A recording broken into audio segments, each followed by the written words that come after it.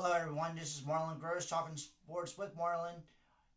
Going in your third week of my sports vlog. This week's topics are Little League World Series, Ryan Dempster, Spikes, and Penn State's training days. The Little League World Series is went through its 7th day, going through its 8th day as of tomorrow. We saw some interesting battles in both international and U.S. semifinal games tonight. First in the international bracket, Mexico and Japan had a great game today, but Japan held on and beat the heavily favored Mexicans 5-2. Japan hit a key home run in the top of the 5th and scored 2 more runs as well to hold on to the victory.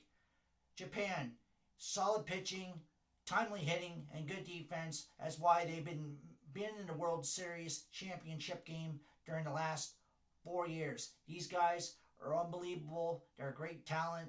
No wonder they come back year after year to the game, and they make us proud to say you got to admire the kids because they're a great team and to watch and win or lose. That's one thing I love about these guys. They're just class acts, off, win or lose off the field. The California team, these guys are heavily favored in my book to win the U.S. After what I saw tonight, they have more depth in the pitching department, and they got good hitting as well.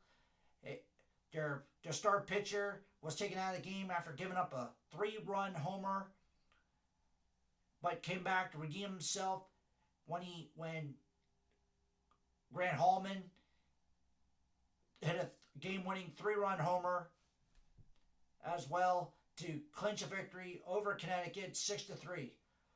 Grant Hallman, earlier in the World Series, threw a no-hitter against Michigan. They threw 7 innings, 3-0 over Michigan. This kid's very good pitcher, one of the best pitchers I've seen in quite a while. I look forward to watching this kid pitch in the international championship for the California team if they make it past and win the U.S. championship against the winner of Connecticut and Washington after tomorrow night for Saturday's games. Washington's Little League is led by Jacob Dostrom, who has bounced back after winning 2 back-to-back games in the consolations bracket after losing to Connecticut 9-7. During that very same game, Connecticut, Dostrom suffered a line drive hit to above his left knee. Had to be taken out of the game and receive hours of treatment throughout the evening and through to the next day. The good news is that kid came out okay. He was able to come back and play. We helped him cause by getting a couple hits and lead his team to both victories over Iowa and Tennessee, with both 6-5 victories in both Monday and last night's games as well. They faced a rematch against Connecticut tomorrow night.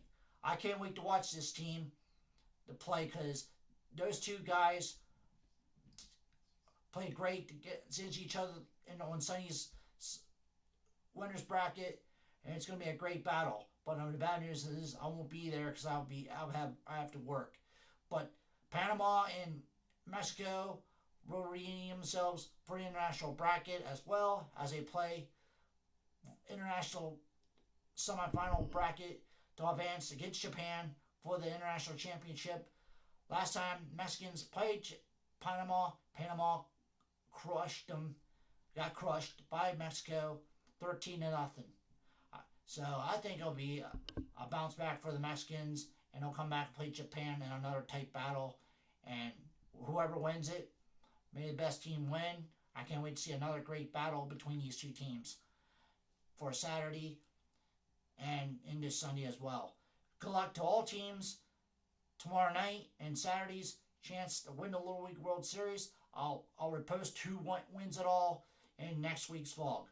Ryan Dempster added another piece of history on why the Red Sox and the Yankees do not like each other. He intentionally threw a pitch at A-Rod during a Sunday night's game between each other. Ryan Dempster was a former Chicago Cub pitcher that led back-to-back national championships, division championships. He's a great pitcher when he's on his game, but the problem is he lost his integrity that night by throwing a pitch at A-Rod, who's at the moment is one of the most hated ball players in the baseball world. Ryan, forget about A-Rod. Let the commissioners, let the arbitrators deal with him, because he's going through a 211 game suspension, and he's appealing on that game to game as he goes along. Forget about it. Focus on your job, play ball, and ain't worth getting suspended and being fined a pile of money over. A-Rod's going to get his. So trust me, forget about A-Rod. And ain't worth it, man. You ain't the only one he hates A-Rod as we speak. The Spikes are coming off a great road trip and homestand so far by coming out winning 6 straight so far this week after dropping to the Maroney Scrappers 7-2 and last week. They have bounced back and won 6 straight games, including 2 game sweeps over Batavia and Jamestown. Right now they're playing a 3-game set against Williamsport Cross Cutlers, in which they won to win tonight, which last time I checked was 7-2.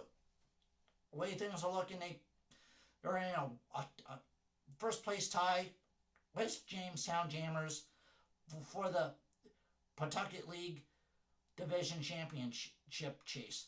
It's going to be an interesting battle for the Spikes as we go along, and I'll be looking forward to watching them play again this Sunday night, along with a couple friends and my main man and colleague, Nick.